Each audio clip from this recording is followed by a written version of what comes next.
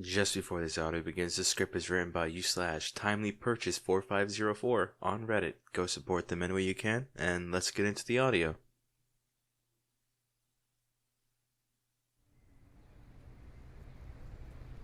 I told myself it was a one-time thing. You patch me up, I leave. And the story. Yeah. And that didn't happen. You walk home at the same time most nights. You should vary that, by the way. Predictable routes. They get people hurt. Not that I'm tracking your schedule or anything. I just notice things. Not to patrol my features. End up here. 3 blocks from Crime Alley. 3rd floor apartment. Lights on past midnight. Sometimes I sit on the opposite roof. Sometimes I tell myself I'm making sure no one followed you from the hospital. Sometimes I stop by Gotham General just to see if your car's there. You care more about your patients than you do for yourself. You skip meals. You rub your temples when you think no one's looking. Take double shifts. Someone should lecture you the way you lecture me.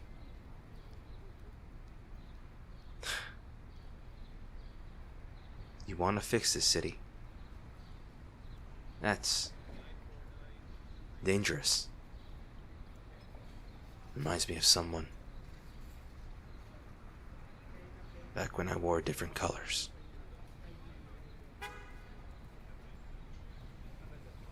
You're tired tonight. I can tell by the way your shoulders are set, the way your steps drag just a little. And you didn't notice him. I did. Male, mid-30s, hoodie, wrong pace, too focused. He's not walking you home. He's stalking you. Don't pull it. Don't you. There it is. A gun. You froze. Just for a second. And that was enough.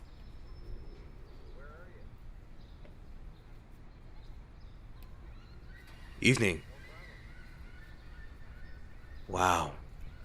Mugging a nurse. That's low for Gotham. You picked the wrong alley. Stay down. Hey. Hey. Look at me. It's okay. Yeah, I know. He didn't touch you. You're okay. You're shaking. We're not talking here. Come on. Sit down. Don't argue with me. Sit. You're in shock. Adrenaline spike crash. Your body's catching up. Breathe with me. In. And out. Good. Do it again.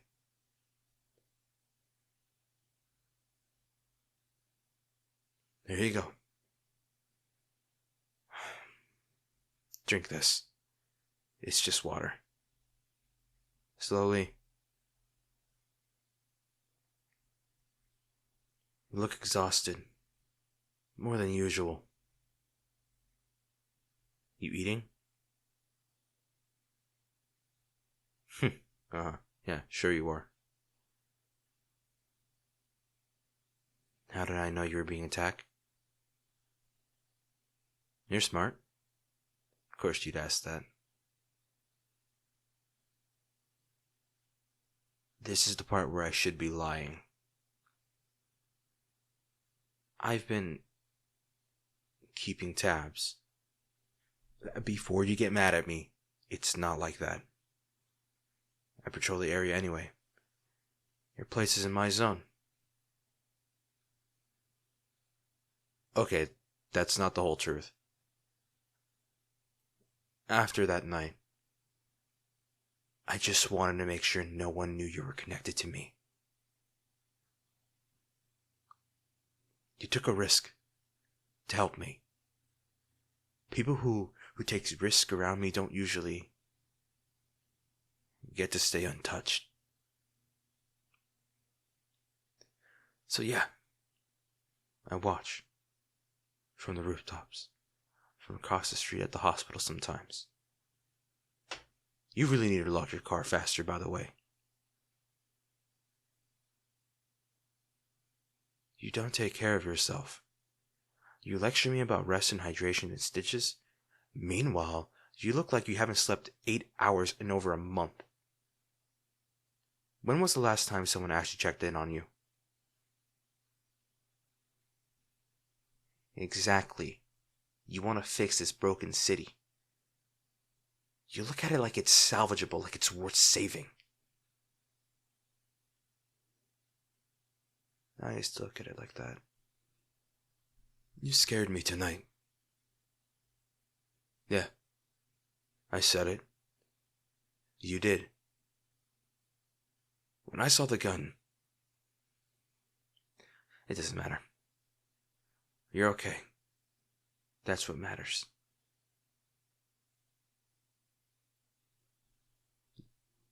You want me to stay? Just until you calm down. Yeah, I can do that. Careful. Roots are still healing. You don't have to. Okay.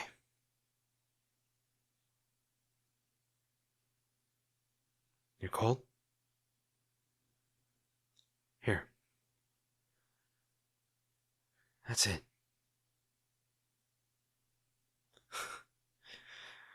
You fit. Like this space is meant to be filled. You can hear my heartbeat, can't you?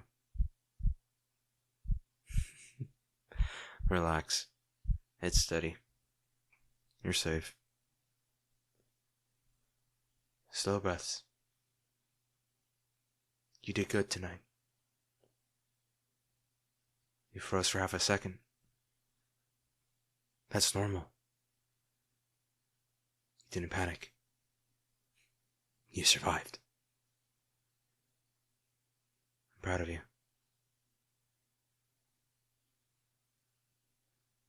Yeah, I said that too. Don't let it go to your head.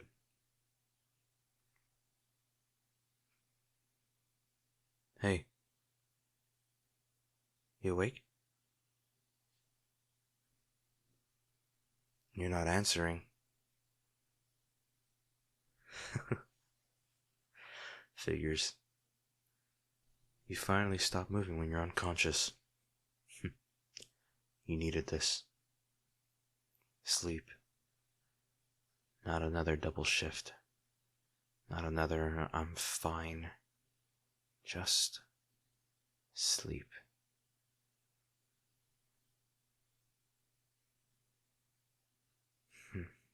You're lighter than you look. That's not a compliment. You need to eat more. Yeah, right. Easy. There. You look so different when you're not trying to save the world. Peaceful. Fragile. Don't like that word. Fragile. Makes it sound like you break. You didn't break tonight. You get this crease right here when you're stressed. It's gone now. This feeling, I know it. It's the same one I had when I used to jump in front of bullets for somebody else. The need to protect, to stay, to close. That's dangerous. I can't always be there. You know that, right? Yeah. I didn't think so. You deserve someone who can stay.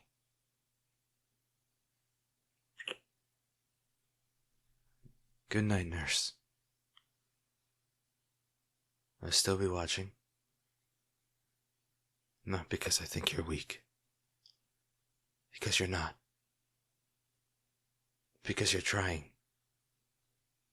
And Gotham doesn't get to swallow people like you. Not if I can help it. Sleep. Eat something. And for the love of God, vary your route home. See you soon.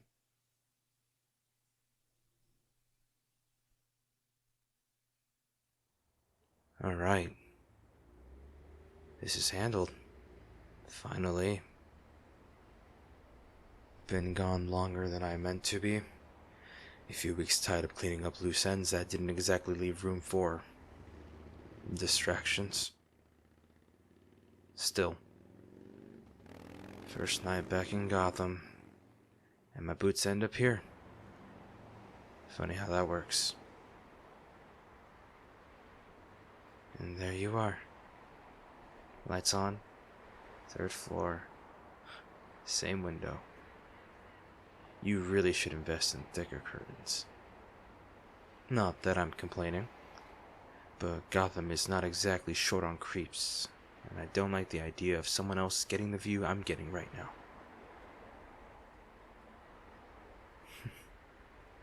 You're singing. Loudly. And dancing? That's a new one. Towel barely secured around you and... Whoa. Careful. You about dance yourself off that towel. Wouldn't mind the show, though. Oh, okay. Jason, get it together. You usually work early shifts, which means you either finally took my advice and gave yourself the night off, or you picked up another double like the stubborn overachiever you are. Knowing you, probably the second one. Wait. No scrubs. That's not hospital attire, that's... Hold on. Is that red? You're definitely not going to work. You're getting ready for something else. And that dress.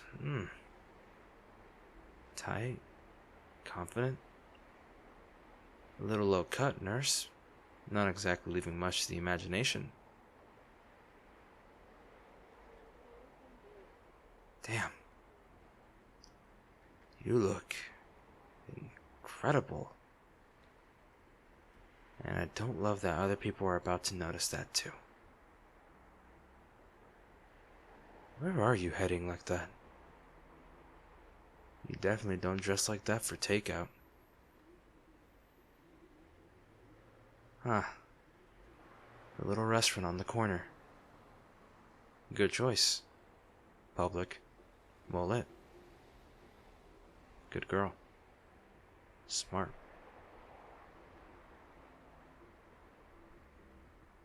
You're smiling.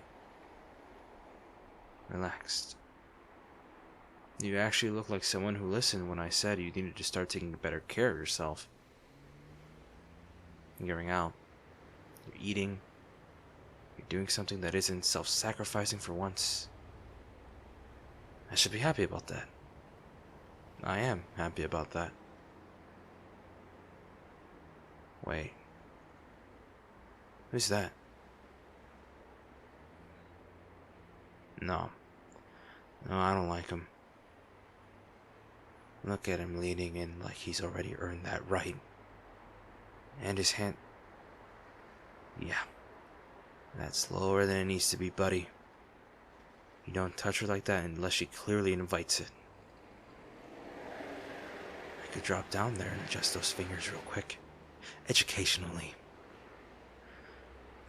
Focus. She's allowed to date.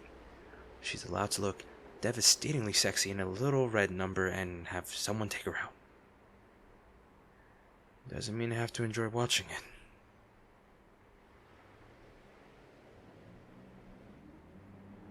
Your laugh. You tilt your head when you laugh like that. Cute. You don't even realize you do it, do you? Okay. You're getting up. Probably bathroom, fix your lipstick, and check your hair or something.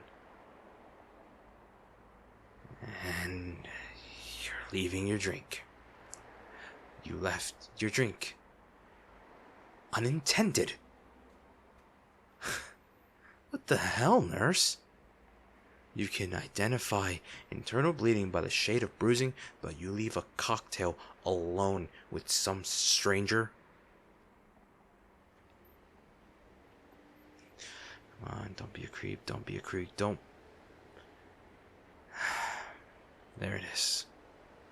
You slipped something in it. Just quick, casual like he's done it before. God, is there any decent guy left in this city? Alright, that's enough. Nice car. Brand new. Would be a shame if something... that should get your attention. Hey. Yeah, you. Your car? Yeah, that's unfortunate.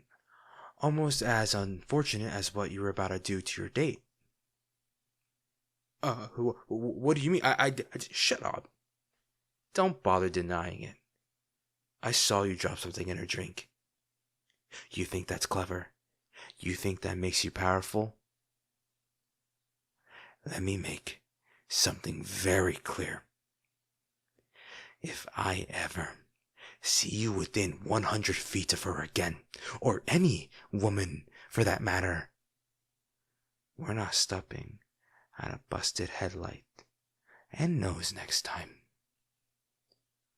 Lose her number. Now.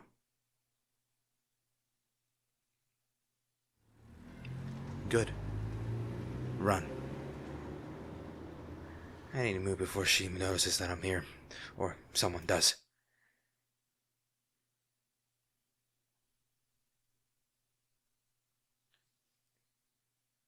You really need better locks. Hey, whoa, hey, easy, killer. Didn't mean to startle you. Yeah, I know you're mad. You look it. Funny thing is, I think you would have been a little bit more cautious if you'd used that same energy on your date. What do I mean? Nothing. Forget it. Look, he was a creep. I did you a favor. Look, you left your drink unattended and he drugged it. You couldn't end up in someone's trunk tonight. You're welcome. Hey, that didn't come out right. I didn't mean that you can't take care of yourself. With that left hook you swung at me, you clearly can. I mean, you don't always see danger when it's subtle. You see broken bones. You see blood. You see trauma. But the quick threats? You assume the best in people. Shit. No, hey, don't cry. Hey. Careful. You're gonna smudge your makeup. And you look beautiful tonight. I mean it. That dress. Yeah, that dress is dangerous. I know you wanted a normal evening. I know. You deserve that. He just wasn't it. No, I don't know who he was. But I know the type. I mean, even I would have been a better option than him.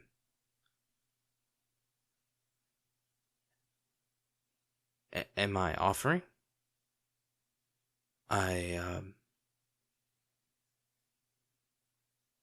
Maybe. Oh, don't make that face. You keep dressing like that, I might have not much self-control left.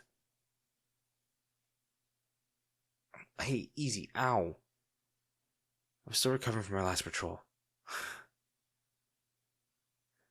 Well, at least I made you smile. Look, night's not ruined yet. Come with me. Have you ever seen Gotham from the high-rise? Not the skyline from a rooftop bar. I mean, really seen it. The way the lights stretch forever, and the city looks almost worth saving. No? Then you're overdue. I hope you're not scared of heights. Here. Take my hand. It's a grappling hook. Trust me. It's a much better way to get around than waiting for a rideshare. Hold on tight. Oh, and please don't scream too loud. I've got a reputation to maintain. Welcome to my side of the city, nurse.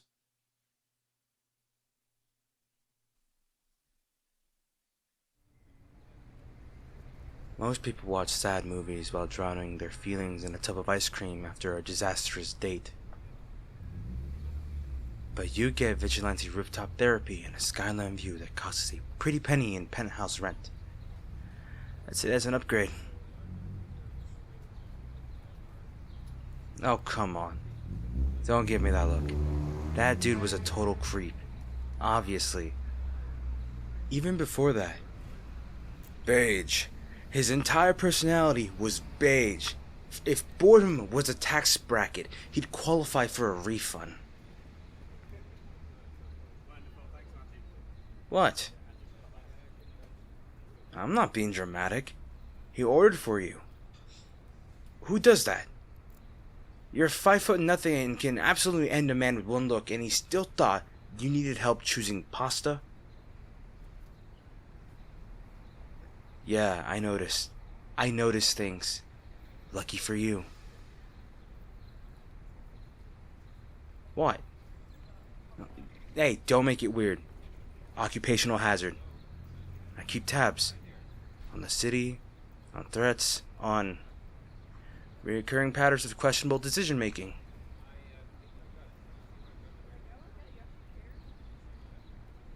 You're smiling. That's dangerous. That's you get me talking too much.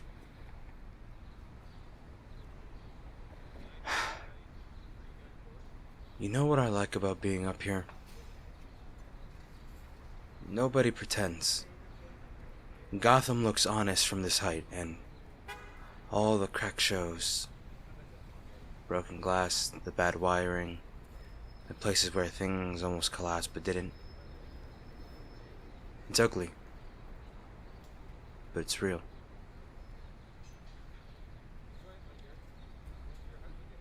Down there? Everyone's selling something.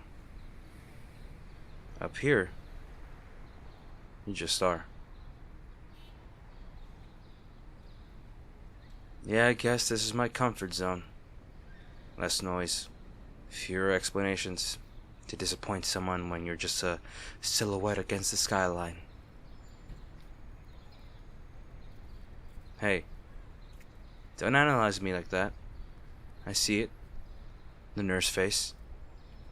You tilt your head just slightly when you're diagnosing something. Alright. What's the verdict, Doc? Mild emotional detachment? Chronic sarcasm disorder?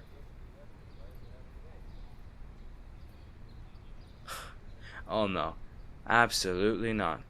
If we're doing deep questions, you go first. That's how this works. You don't get to poke around this head without offering me something up in exchange. So tell me, what made you become the overachieving nurse that you are?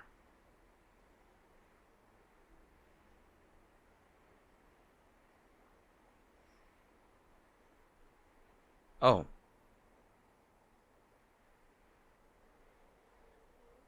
Yeah. Dealing with an addict as a kid is rough. Especially when you're the only parent. I get that.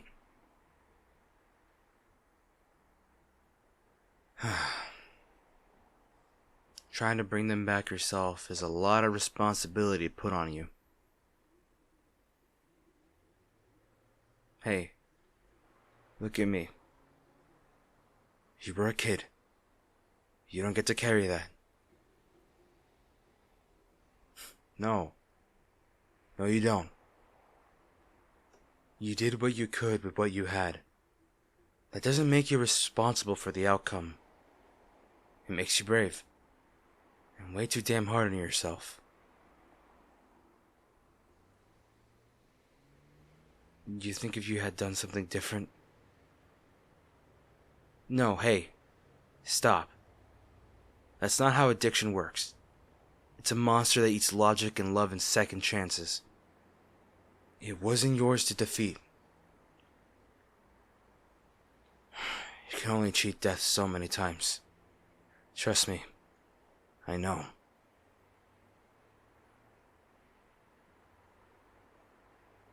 So you decided to save others because you couldn't save your dad. Yeah. I get that. My mom. She was an addict too. But she was what I had. She fought addiction most of her life. Pills, booze, and anything that could take the edge off. Some days she was sharper and warm and trying. Other days she was somewhere else entirely. I guess that's when I started to learn to notice things. I learned how to spot differences fast. Learn how to stretch money. Learn which pawn shop asks fewer questions. I boosted car parts before I could drive legally.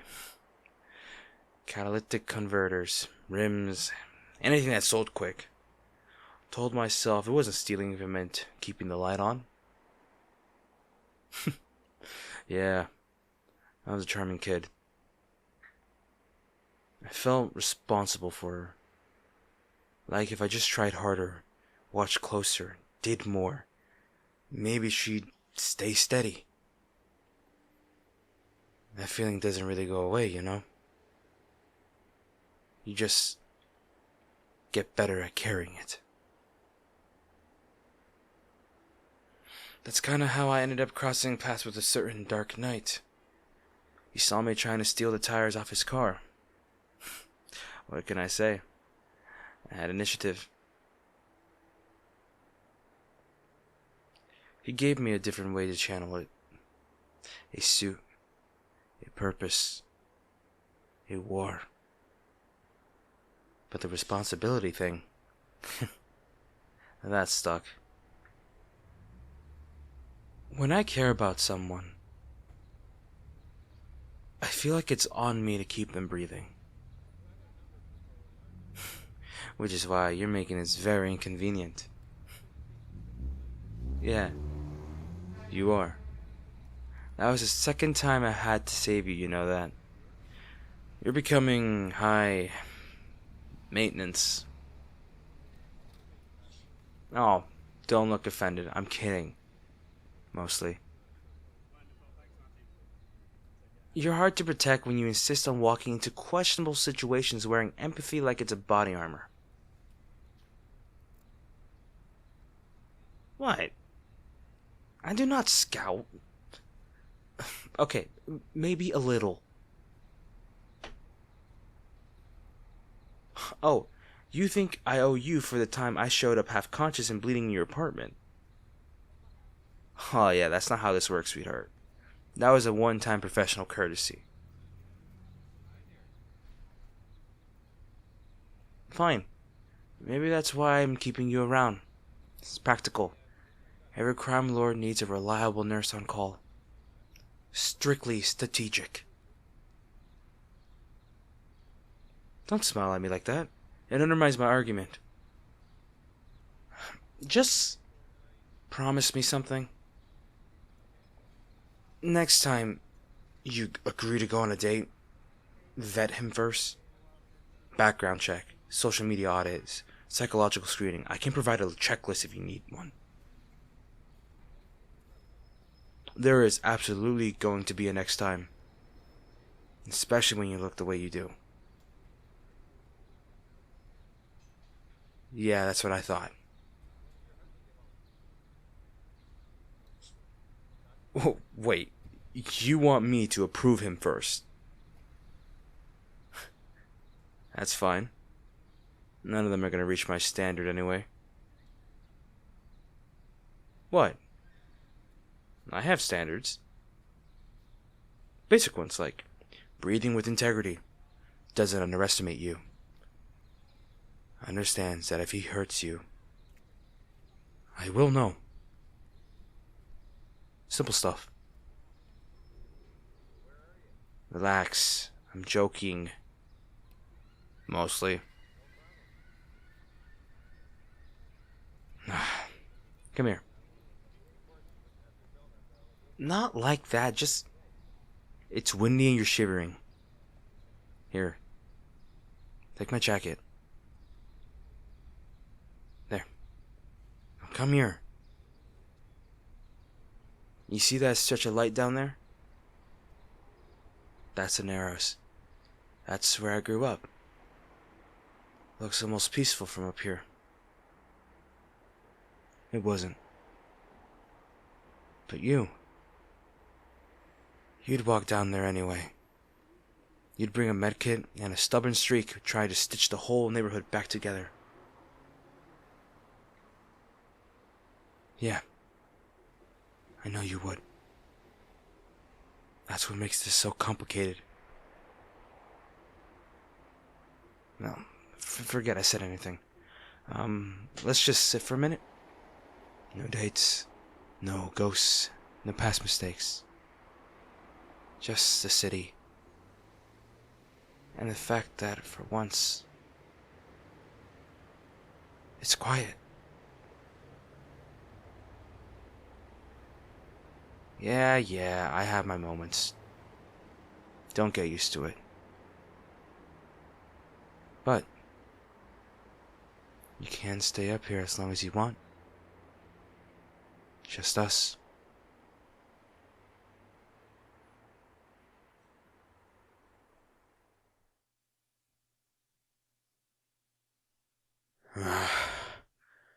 The rooftops always look easier from far away. Flat lines, clean jumps, simple distance. But when you're bleeding through body armor and your left leg won't listen anymore, every step feels like a mile. Okay, one more rooftop. Just one. You've done worse than this, Todd. Remember Ma Gunn's place? Yeah. Compared to that hellhole, A couple of broken ribs is practically a vacation. Word on the street the past few weeks, kids were disappearing. Runaways, orphans. Nobody important enough for the city to notice. But I noticed. Because I've heard that pattern before. Black Mask was recruiting. Training. Breaking them down until they don't know the difference between loyalty and survival. Same blueprint my gun used. God. I can still smell that place sometimes. Overcooked cabbage, stale cigarettes, industrial grade floor cleaner, and fear. Ma Gun School for Wayward Boys. Cute name. You know what we actually learned there? How to steal. How to pick lock. How to fight dirty. And how to survive. Kids don't belong in that place like that.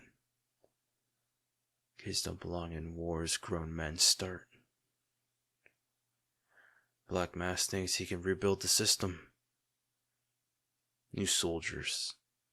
New street army. Yeah. Not on my watch.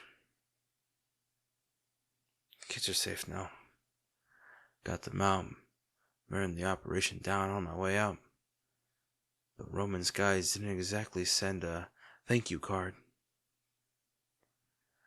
Gunshot grazed my side. Couple knife wounds. Pretty sure 2 broken ribs. Maybe 3. Hard to count when breathing feels like swallowing glass. Almost there. Just one more jump. Whoa, easy. Oh, don't fall now. That would be embarrassing. I can see the tabloids now. Redhood, defeated by gravity. God. Grayson would never let me hear the end of it. He'd resurrect me again just to gloat. There it is. Her building. Damn. Lights are off. Well, hopefully she's home. Or I might actually die on the fire escape this time. Windows unlocked. Of course it is. You really need to work on that. Or maybe you leave it open for a reason. Yeah, let's not gonna examine that closely. Okay. Alright. Quiet entry. Nice.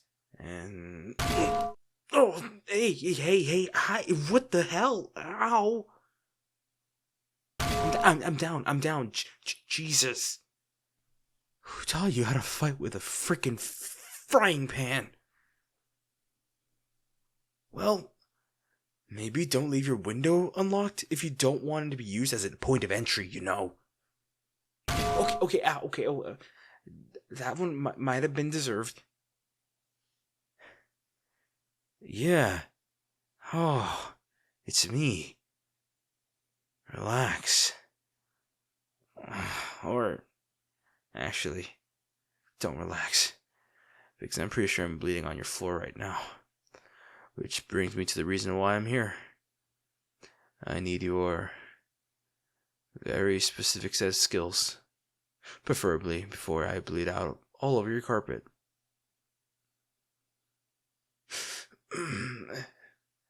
Hey, if you think I look bad, you should see the other guy.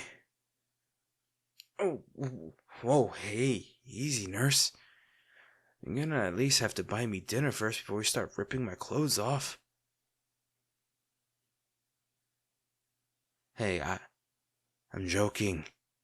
Put the scary nurse face away. I was just kidding. Oh, hey, easy. That hurts. I'm not being dramatic. That is a completely reasonable reaction to have antiseptic poured into an open stab wound.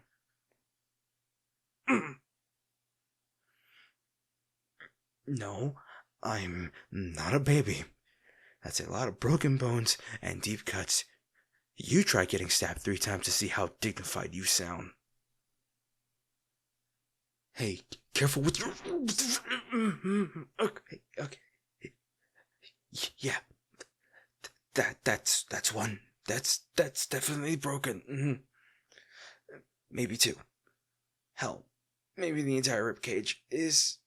It's just a suggestion at this point.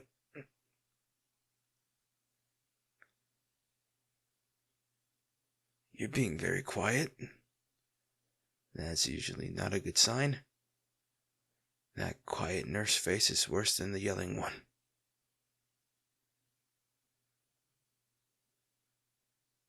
What? You're mad? Why? Because I showed up bleeding again? Because I didn't call first? Hey, quick heads up. I'm about to get into a knife fight with a crime lord. Okay, yeah, when you say it like that, it sounds irresponsible.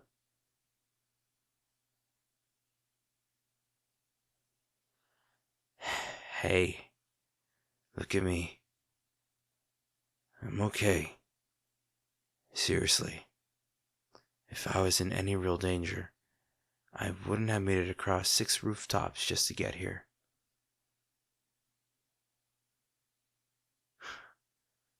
No, I'm not careless. Or reckless. I know it looks like that way sometimes, but... Like I just burst in guns blazing, letting bolts fly without any care in the world. But that's not me. This stuff matters. People matter. And nobody gets to terrorize this city and walk away smiling. Not while I'm still breathing. Black Mass was taking kids, training them, breaking them down the same way my gun did. Have I mentioned her before?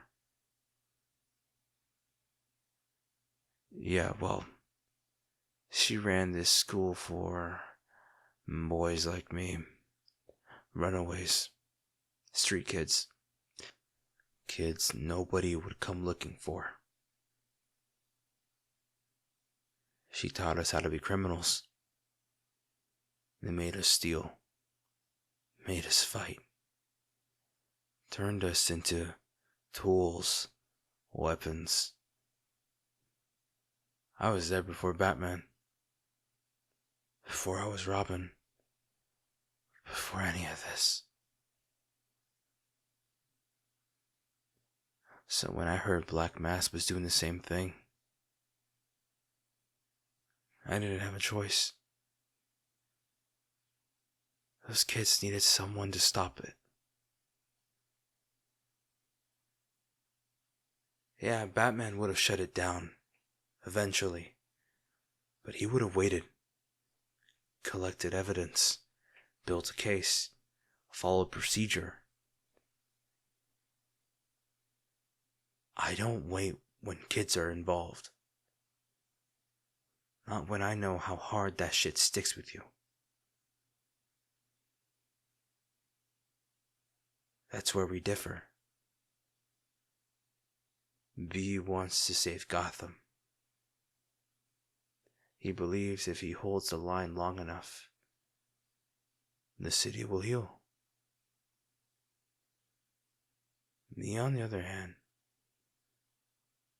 I'll watch the whole place burn if that's what it takes to protect the people I care about.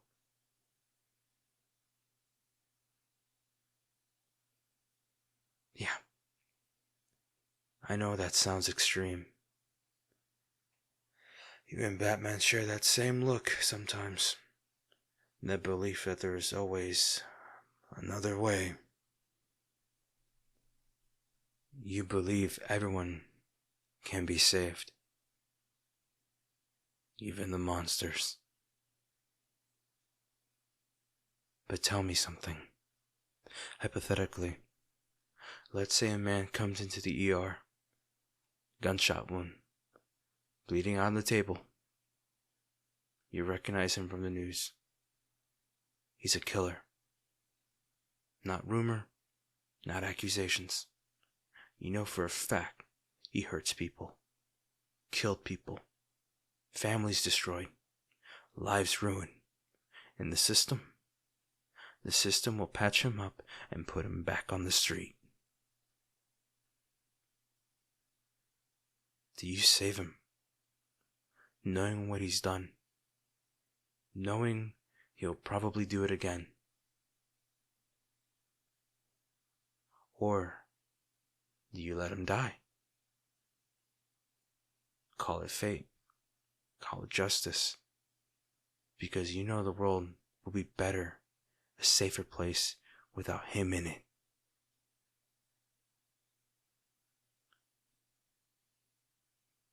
That's the line, isn't it? That's the line nobody else will cross. Not Batman, not Nightwing, not Robin. No one except me. Everyone thinks I'm the problem because I'm willing to let monsters stay dead. But when I was younger, when Joker got his hands on me, when he beat me within an inch of my life and left me to die, I thought Batman would end him. Not because of revenge, because of justice, because of the people he's hurt, the friends he crippled, the entire graveyards he filled. But he didn't. He locked him up again. Same revolving door. The same cycle. And every time Joker escapes, more people die. More families broken. More names in the cemetery. Tell me I'm wrong. Tell me Batman isn't a little responsible for that. That's the difference between us. He refuses to cross the line. I refuse to pretend that the line saves people. People like him. They believe Gotham can be fixed. That if we're patient enough, good enough, strong enough, things would change. I see the city for what it is. A war zone. And wars don't end with polite conversations. So the question is, when you look at me, what do you see? A protector? Or the same thing Batman fears I've become? Because if the answer is the second one, then eventually, you're going to walk away too. And honestly, that might be the smart choice.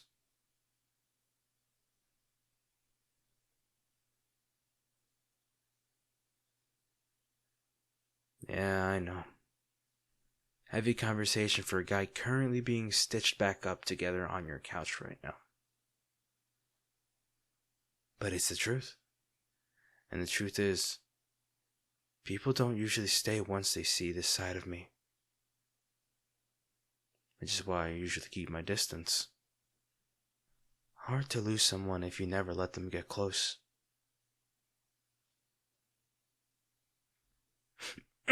Hey. Careful with the stitches. I still need those organs.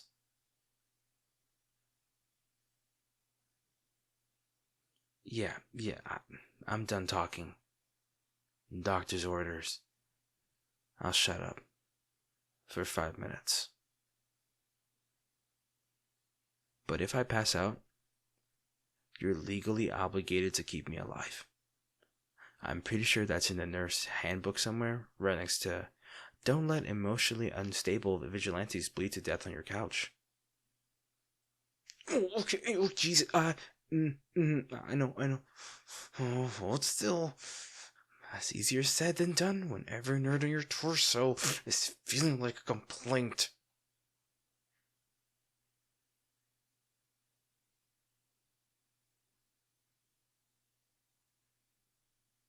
You're doing that thing again.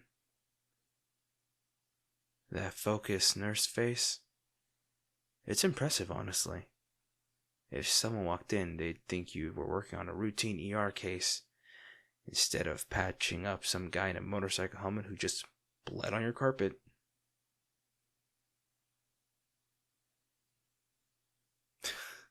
No, don't apologize about the frying pan. Honestly, that one's on me. Breaking into a woman's apartment through the window at midnight? Not exactly my smartest tactical decision. Still, though, did you have to grab the cast iron? I'm pretty sure you put a dent in my helmet. No, yeah, laugh it up. I'm glad my pain brings you joy. Oh, hey, easy. That one actually hurts. Like a lot. Okay, I'll breathe. In.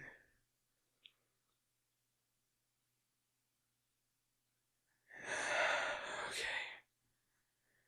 You know, breathing exercises are a lot harder when your ribs feel like shattered glass.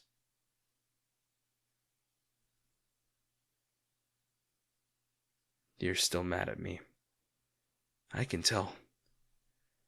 You're being gentle with the stitches, but the bandage wraps have a little extra attitude in it. Look, I know what you're thinking. Jay, maybe stop getting stabbed. And trust me, that's on my to-do list.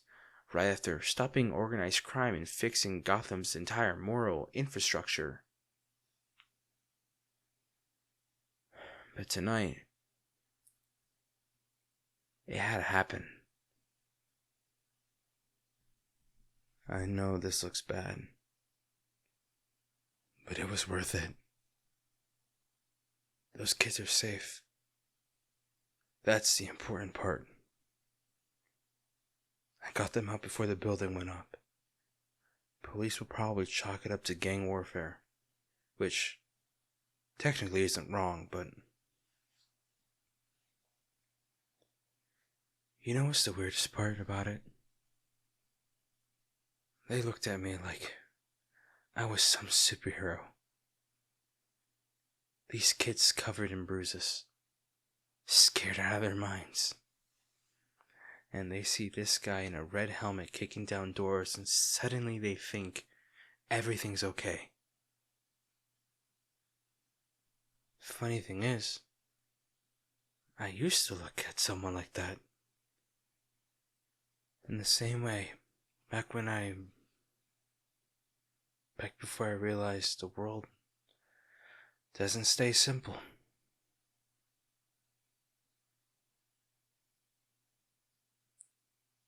Wait, hold on. Ow. Okay, that one's definitely gonna leave a scar. You're doing good work, though.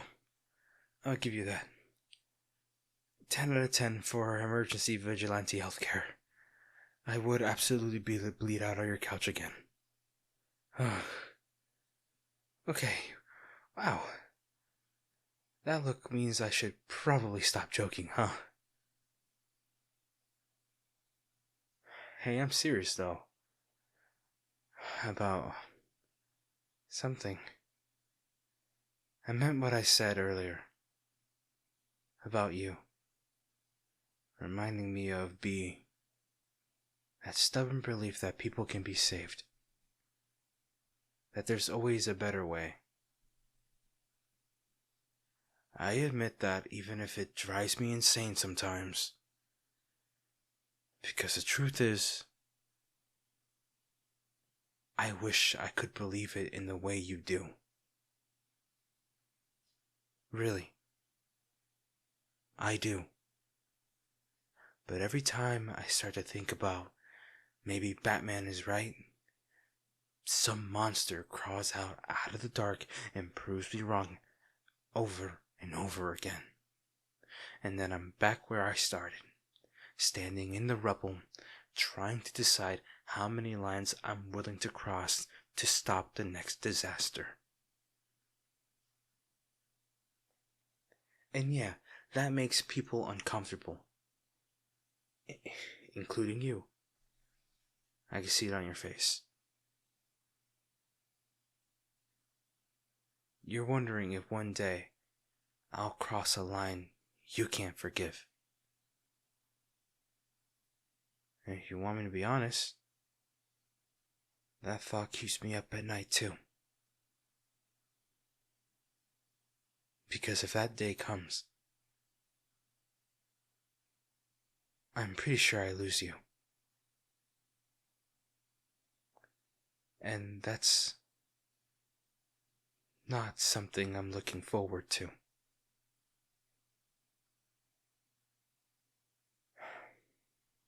Alright. There.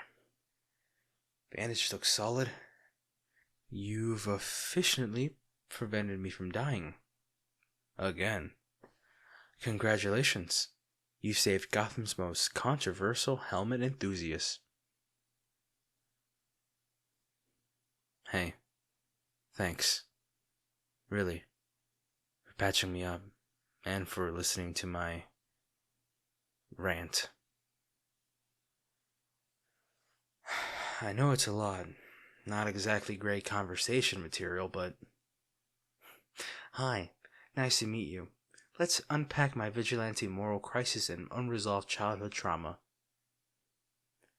You handled it pretty well. Hell, better than what most people can do. Most people either panic or start giving speeches about justice and redemption. You, on the other hand, you just listen and fix the bleeding, which is a pretty effective therapy model.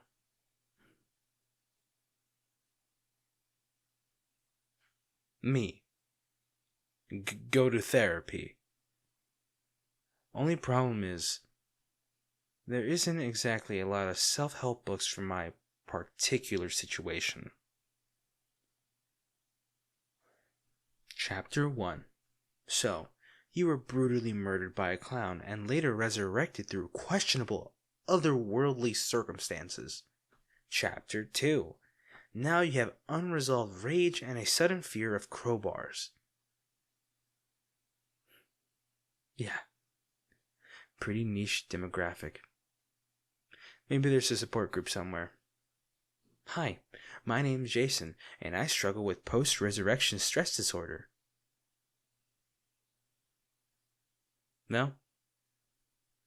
Too dark? Okay, fair enough.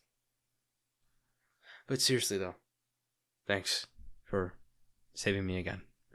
And for not giving up on me when I started spiraling into one of these philosophical crime-fighting debates. I know I push people away. It's kind of my default setting. Easier that way. If nobody gets close, nobody gets hurt. At least, that's the theory. You keep ruining that system though, just so you know. Not complaining. Just observing. Well, I'm gonna just lay here for a minute before trying to stand. Pretty sure Gravity and I are currently not on speaking terms. You can lay here too, if you want. You know, like an emotional support person.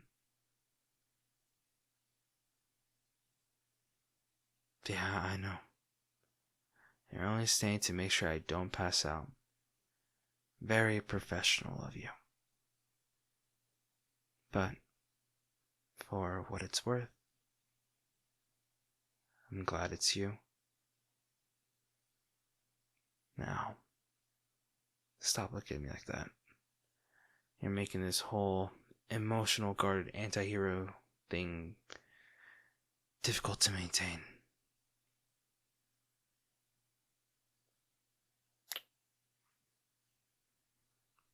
And if word got out that Redhood had his feelings, my reputation is finished.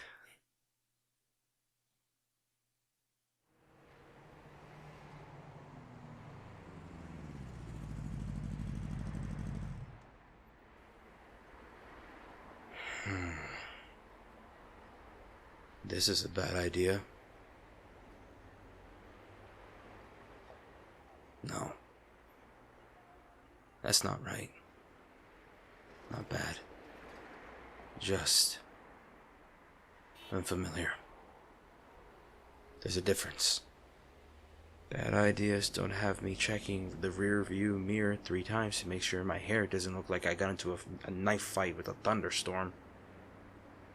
Bad ideas don't usually have my pulse doing this weird stutter step thing like I'm about to jump out of a moving plane without a chute.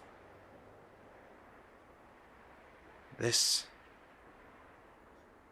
is just me being an idiot in a new and exciting way. I've stared down assassins. I've had guns in my face. I've walked into rooms where every exit was already compromised and still figured out a way to leave standing.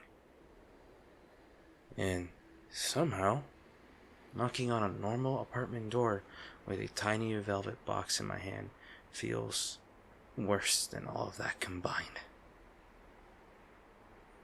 That's humiliating. I should just leave this on the counter, drop it and disappear into the smoke like Bruce taught us. No mess, no scene. No chance for this to go sideways. Because if I hand this to her, if I look her in the eyes while I'm holding it, then that's it.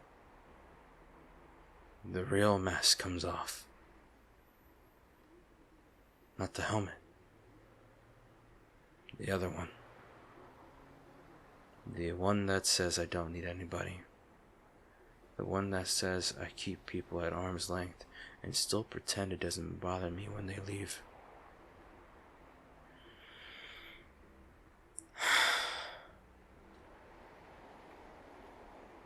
My hands don't shake when I'm holding a detonator.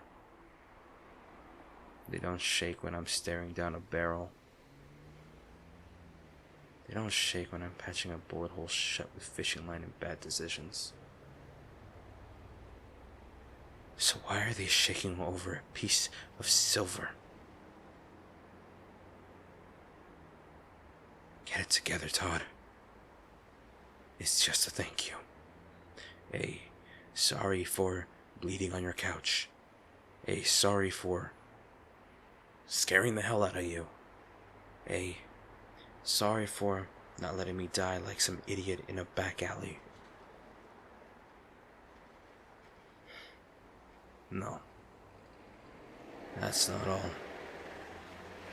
That'd be easier, wouldn't it? If it was just gratitude. If it was just me paying off some invisible debt because she stitched me up and let me stay and looked at me like I was still worth something even after I handed her every ugly piece of myself that I'd been carrying around. But it's not just that. It's stay safe. It's Remember me when I'm not around to watch your back. It's... Maybe if I can't say this right, maybe this thing can say part of it for me. God, I've never done this. I don't even know if I remember how to be this guy.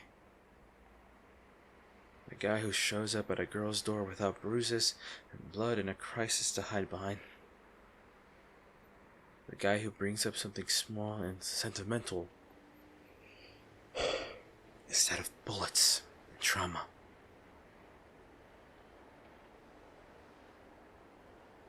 One more flight of stairs. That's it. Just walk in, give her the box, and try not to sound like a total complete idiot. Easy, right? Easier than taking down a drug lord. Probably. Don't screw this up, Jason. She's the only good thing left in this zip code.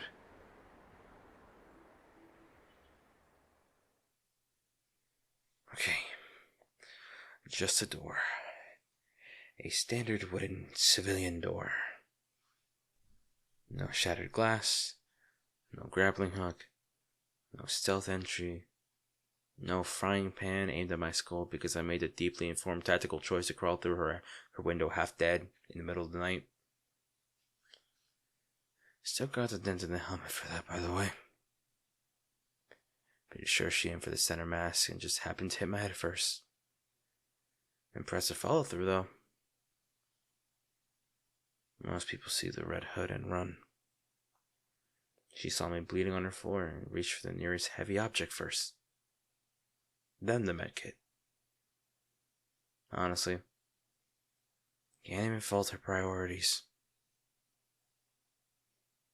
I'm still bleeding all over her life, aren't I? Even when I'm not bleeding on her rug. And here I am, standing in a hallway like some kid about to ask someone to dance at a school he definitely doesn't belong in.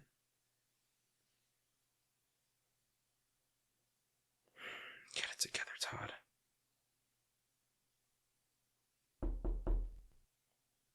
It's me. It's Jason. I'm not bleeding this time. I promise. Can you open up for a second? Hey. Yeah, I know. Through the door. Weird, right? Figured I'd save you the trouble of replacing a window latch. Which better be locked, if you learned anything from my last visit.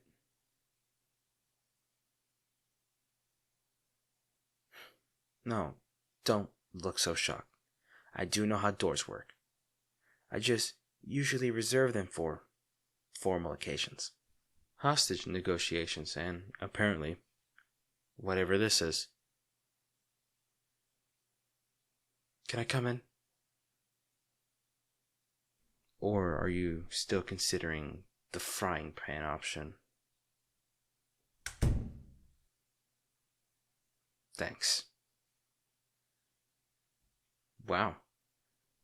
This is somehow weirder when I'm not halfway unconscious. Usually I come in here leaking from somewhere or you start yelling before I've got both feet on the floor. This is new. Yeah, I know I said I wasn't bleeding. That doesn't mean you get to look disappointed. What? No emergency surgery tonight? No dramatic vigilante collapse? No chance to threaten me with antiseptic while I question every life choice that brought me here? Okay. I deserve that look. Still, little harsh. You changed the lamp. Or maybe I only noticed it now because last time I was one blood loss symptom away from seeing the white tunnel. and Bruce looking disappointed in me from the other side.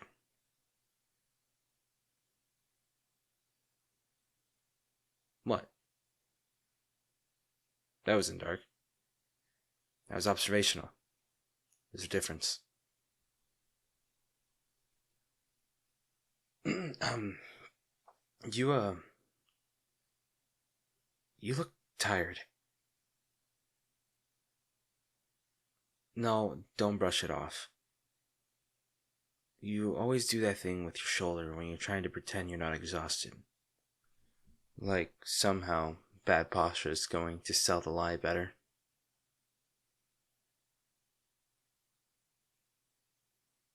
You've been overworking yourself again. Double shifts. Skipping food. Probably pretending coffee counts as a meal because technically it contains water. You think I don't notice? That's kind of insulting, nurse. Paying attention is one of the few things I'm actually good at. You run yourself ragged, like Gotham's going to fall apart if you clock out on time for once in your life. Like, every life loss while you're not there is somehow your fault. Yeah. That hit, didn't it? I know that look. You carry things like Batman does. Different battlefield. Same martyr complex. You walk into that ER like if you just move fast enough, work hard enough, stay long enough, nobody slips through. And when they do, you blame yourself anyway. It drives me crazy. Not because it's wrong to care. Because it's you doing what you always do.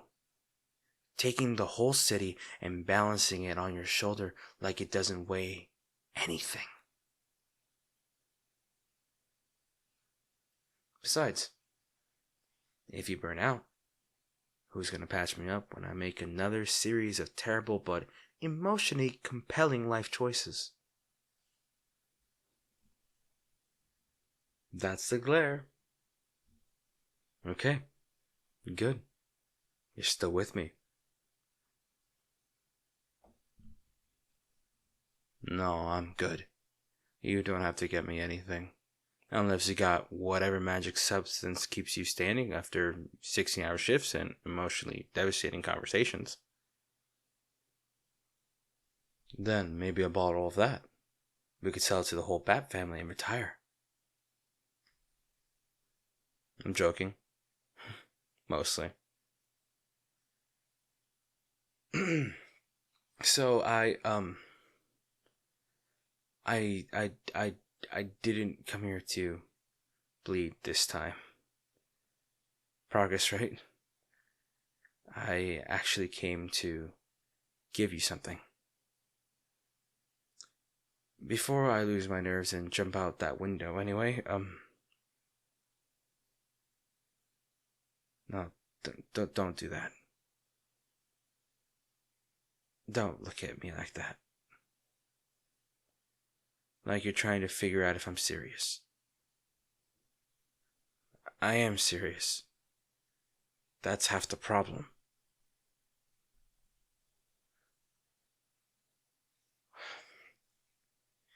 You know what the real embarrassing part of this is?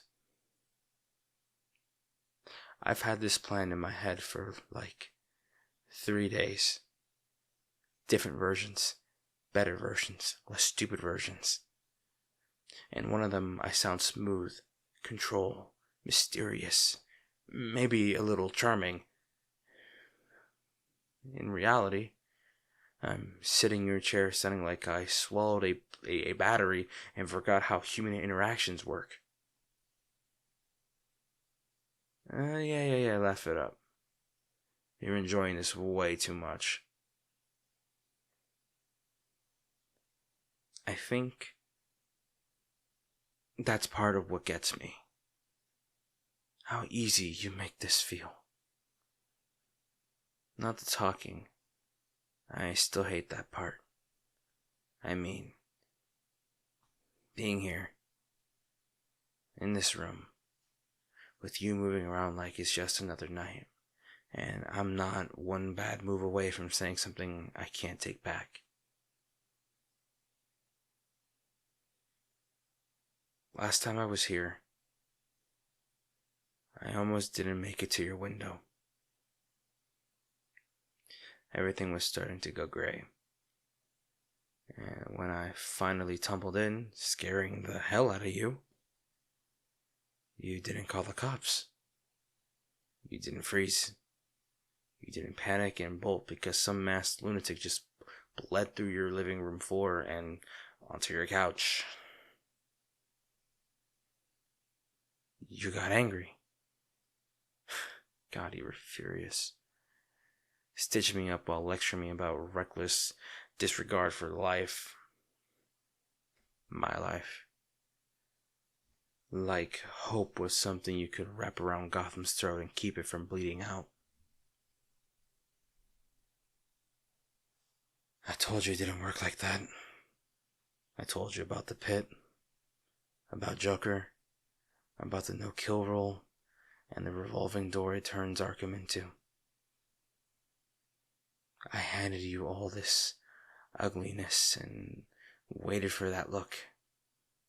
The one people get when they realize there's something wrong under the hood. But you didn't give it to me. You just listened. You let me bleed out every bitter, half-rotten thought in my head. And then when I was done, you stayed. On that couch. No judgment. No fear. No lecture I didn't deserve. Just stillness. I haven't felt like that in years. No ghosts, no bells, no clown laughs stuck in the dark corners of my mind. Just you. And that's dangerous. For me.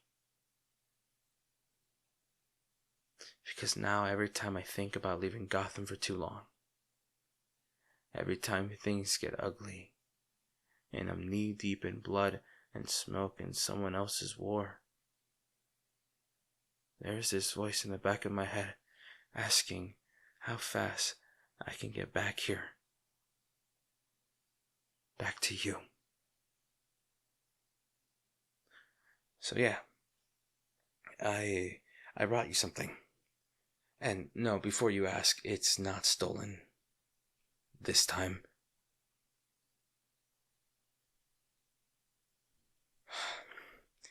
You're probably wondering why a guy like me would give someone a thimble. Not exactly jewelry store material. Not exactly romantic either. At least, not in the normal world.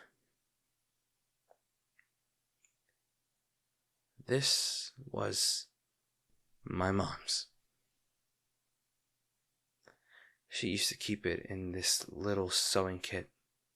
Red fabric.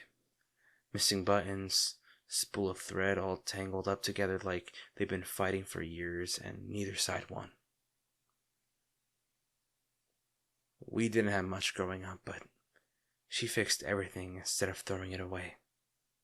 Shirts, blankets, backpack straps, torn pockets. Me, sometimes. I can still remember sitting on the floor while she worked. She put the thimble on her finger, and it made this tiny little tap every time she pushed the needle through thick fabric. I used to watch her hands more than the TV. Felt like magic back then. Taking something worn out and making it hold together one more time. Guess I was like people who knew how to repair damage. She used to read to me too. That's where it started. The books. People assume Bruce gave me that. The literature thing. The Shakespeare references. The habit of quoting something dramatic when I'm trying to avoid an actual feeling. No. That came before him. Before the mansion. Before the cave. Before Alfred correcting my grammar and Bruce pretending he wasn't pleased the first time I beat him to the ending of a detective novel.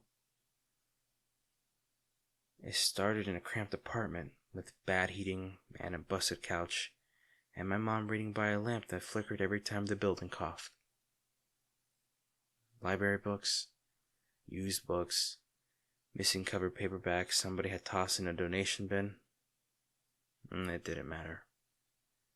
If it had words, she'd read it. Adventure stories, classic, anything with pirates, thieves, lost boys, sword fights, secret doors. For a while, those stories were the only place where the world made sense. The only place where kids like me got to be something other than hungry. Her favorite was Peter Pan. The old one, the book version. Peter and Wendy. She read it enough that I could still hear parts of it if I closed my eyes. There's this moment in it. Peter doesn't understand what a kiss is. Doesn't know how to read that kind of affection. Doesn't know what it means or what to do with it. So, Wendy gives him a thimble instead. A sewing thimble. And after that, in his head, that becomes the word for it. A kiss becomes a thimble. A thimble becomes something tender. Something chosen. Something you carry because someone gave it to you, and that means you matter to them. I didn't really get that part when I was a kid. Thought it was funny, mostly. The boy who can fight pirates and crow and fly, and somehow the thing that throws him is one little gesture of affection. It took me a while to figure out that might have been the most real part of the whole book. Because some of us are good at fighting.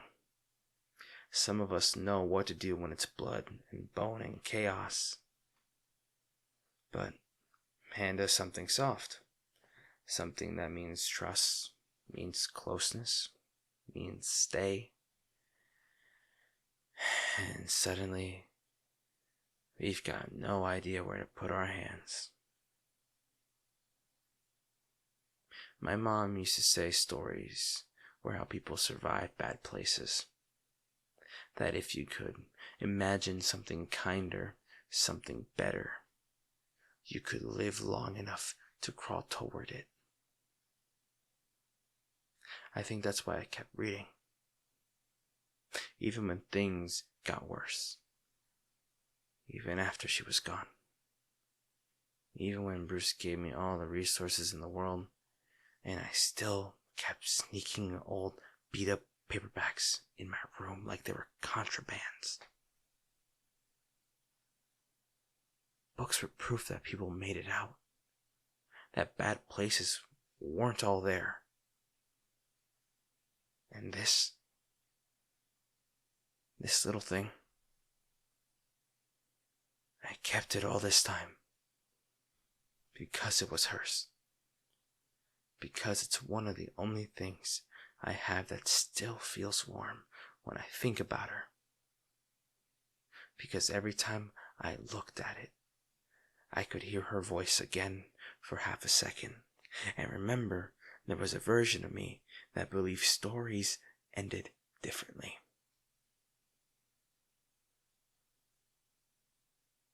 I'm giving it to you. No, listen. I know how that sounds. And yeah, maybe Standing here holding my mother's thimble like some emotionally compromised Victorian outlaw is not exactly subtle. But you're the one who keeps putting me back together when the whole world tries to tear me open. You're the one who took all the sharp parts of me and didn't flinch. You're the one person in this city I don't feel like I have to perform for. So, if a thimble was a kiss in that story, then I guess what I'm saying is this is the closest thing I've got to one that means something. And maybe I'm overthinking it. Actually, no. There's no maybe. I am absolutely overthinking it. But you're the one person I wanted to give this to. Because it matters. Because you matter.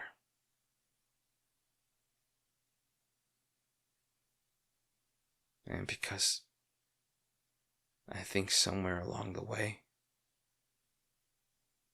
my heart already made this decision before I did.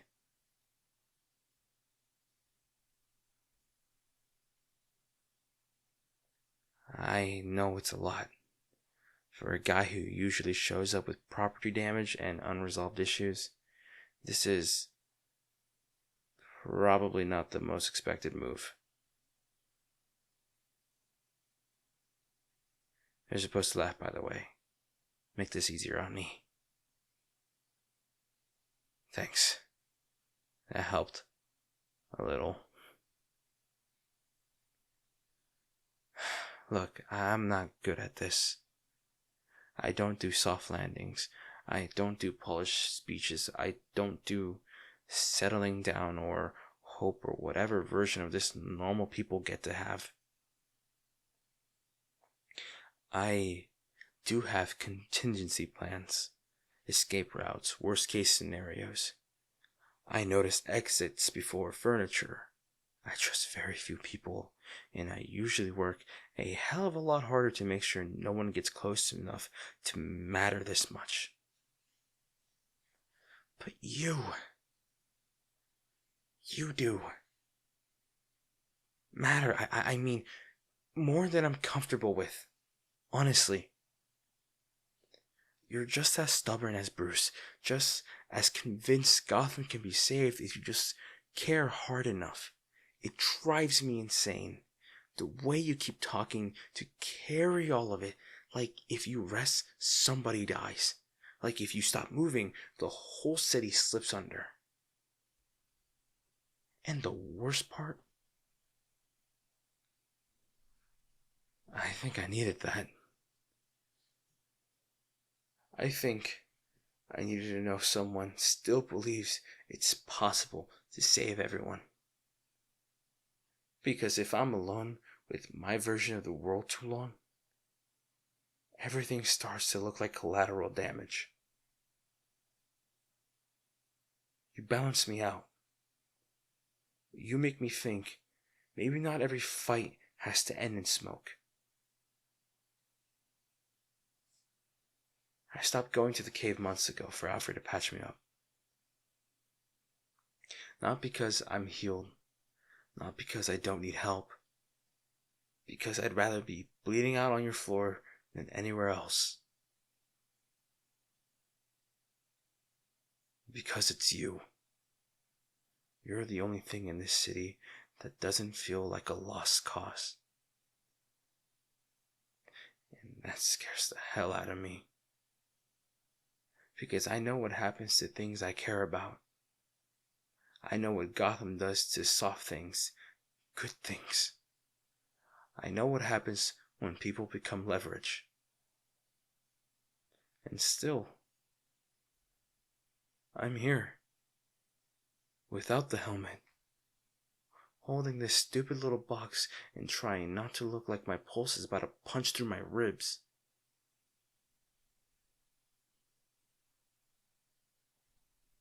So yeah, I like you. A lot more than is strategically sound. Probably more than is smart. Definitely more than I planned. And if that makes me an idiot, fine. Wouldn't be the first time.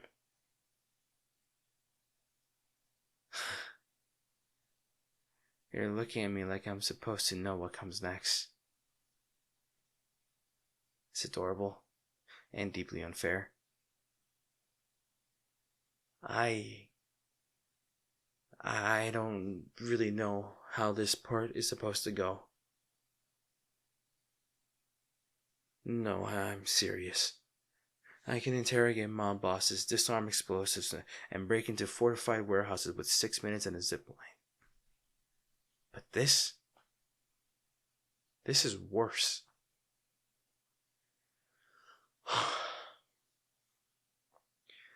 And I'm tired of letting every good thing in my life stay just out of reach because I'm afraid I'll ruin it by touching it. So,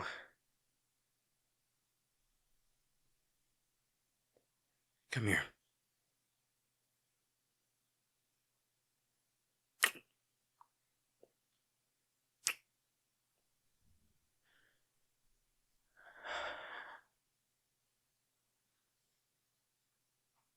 Yeah,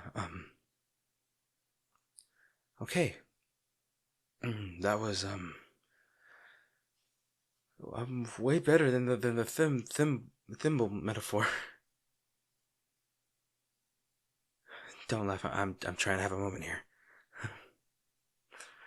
God. For a second, it was just quiet. No noise. No ghost. No alarm in my head. Just you. I can get used to this. Which is probably another terrible sign.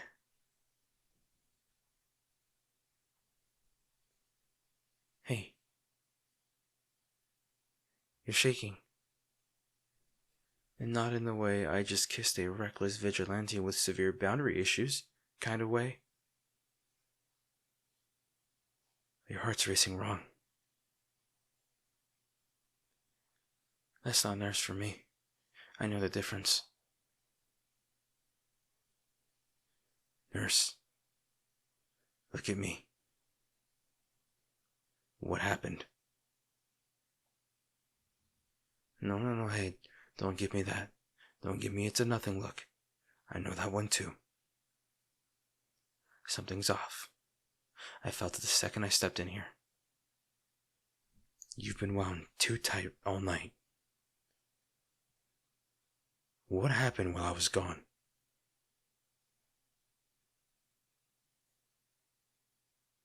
A note? What kind of note? No, start from the beginning. When did you get it? 2 days ago? You've got a threatening note 2 days ago.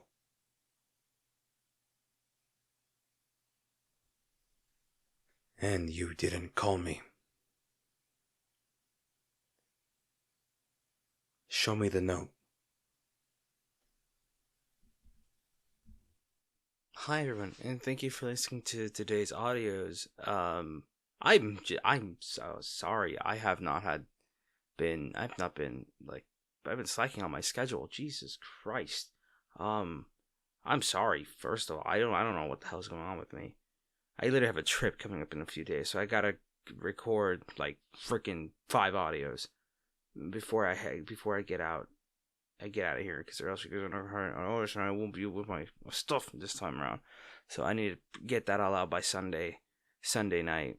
But yeah, thank you to my channel members, Eliade, Sin, Astrolemzer, Riverwood, Wolf Rider 26, Amiza Michaela, Kenny 29, Mel Star, Tori Hills, Angie, The Poetry Cooker in parentheses Katie, AJN, Arden Melody Audios, Red Raccoon, Reed, Anonymous, Grace Roberts, Thunder, Marlies, Stardust 76, Mina, Vic, Rita Jakarnik, Aaron Johnson, Headphones for Life, Sirena 3120, Megan J Music, Pip, Julie Arberg, Suga, Scarlet Whisper Audio, Amanda Gabriella, BBQDA80, Minjo_P, Epicurean Bard, Melancholy Witch, Nikita Maria de Cruz, Yeah Right Pal, Maddie, Psychona, Annalise Winterborn, Courtney Reed, Ruby Blue 0910, Mimi, Eat Shit, Celine Murphy, Hi Woo Woo Woo, Foxy Cat, Akira Nanimoto, and Nokia.